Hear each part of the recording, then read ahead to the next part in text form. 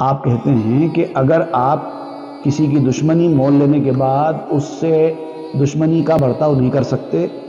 اس سے اس کی شر اور فساد سے بچ نہیں سکتے، بچاؤ ممکن نہیں ہے اور بھاگ جانا بھی ممکن نہیں ہے،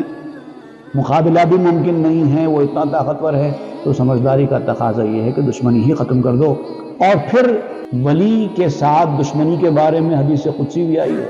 حضور صلی اللہ علیہ وسلم نے فرمایا کہ اللہ تعالیٰ فرماتا ہے کہ جو کوئی میرے ولی کے ساتھ دشمنی کرے میں اس کے ساتھ اعلان جنگ کرتا ہوں۔ تو اللہ تعالیٰ اعلان جنگ کر رہا ہے تو گویا کہ تم اللہ کے ولی کے ساتھ دشمنی نہیں کر رہے ہو، حقیقت میں تم اللہ کے ساتھ دشمنی کر رہے ہو، اور تو اللہ کے ساتھ بھی دشمنی نہیں کر رہا ہے، اس لیے کہ تو اللہ کے ساتھ دشمنی کر ہی نہیں سکتا، تو گویا کہ تو اپنے آپ کے ساتھ دشمنی کر رہا ہے۔